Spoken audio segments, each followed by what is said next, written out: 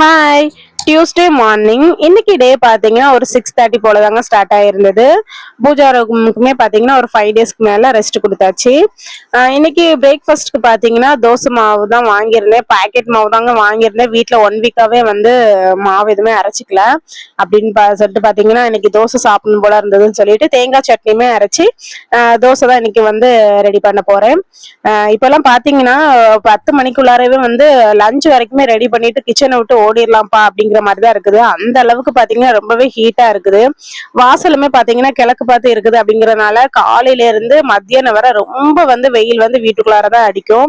அந்த மொத்த வெயிலுமே வந்து மத்தியானம் வரை பாத்தீங்கன்னா ரொம்பவே ஹீட்டா இருக்கும் இல்லையா, அது வந்து ரொம்ப கஷ்டமா இருக்குது கிச்சன்ல நின்று சமைக்கிறதுக்கு. இந்த வெயில்னாலேயே பார்த்தீங்கன்னா உடம்பு வந்து ரொம்பவே டயர்டாவே எப்போதுமே ஃபீல் ஆகுதுங்க. காலையிலலாம் எந்திக்கும் போது பார்த்தீங்கன்னா ரொம்பவே சிரமமா இருக்குது.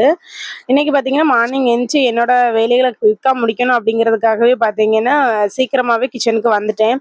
ஒரு 10 மணிக்கு எல்லாமே நம்ம வந்து கிச்சனை விட்டு வெளியேறிடணும் அப்படின்னு சொல்லிட்டு படபடப்படான்னு என்னோட வேலைகளையுமே பார்த்துட்டேன். காலையில் பிரேக்ஃபாஸ்ட்டுக்கு பார்த்தீங்கன்னா தோசையும் தேங்காய் சட்னியும் வச்சு கொடுத்துட்டு அவங்க சாப்பிட்ற அந்த கேப்லேயே பார்த்தீங்கன்னா அவியல் காய்கறி அப்புறமா வந்து ரசத்துக்குமே மசாலா எல்லாமே ரெடி பண்ணிட்டு அதை எதுவுமே பார்த்தீங்கன்னா நான் ஷூட் பண்ணிக்கல.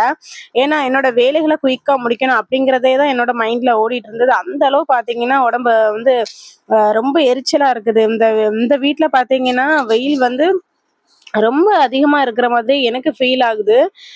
ஹரிஷ் அப்பாவுமே பாத்தீங்கன்னா வாசல்ல வந்து இந்த வெயில் வந்து உள்ள வீட்டுக்குள்ளார வந்து அடிக்காம இருக்கிறதுக்கு அந்த மூங்கில், அதோட நேம் எனக்கு கிளியரா தெரியல, அந்த மூங்கில் பாய் மாதிரி ஒண்ணு இருக்கும் இல்லையா, அது மாதிரி ஏதாவது ஃப்ரெண்ட்ல போட்டு விடலாம் அப்படிங்கிற மாதிரி ஒரு சின்ன ஐடியால இருக்காங்க.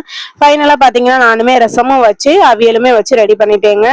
நான் பாத்தீங்கன்னா ஒரு 10 o'clock போலவே வேலை எல்லாமே முடிச்சிடணும் அப்படின்னு நினைச்சேன். பாத்தீங்கன்னா 10:30 ஆயிடுச்சு. சரி, ஓகே, இருந்தாலுமே வந்து நம்மளோட வேலைகள் முடிஞ்சுட்டு அப்படின்னு சொல்லிட்டு பாத்தீங்கன்னா திருப்தியாவே இருந்தேன். ஓகே ஃப்ரெண்ட்ஸ், நெக்ஸ்ட் வீடியோல பார்க்கலாம். பாய்.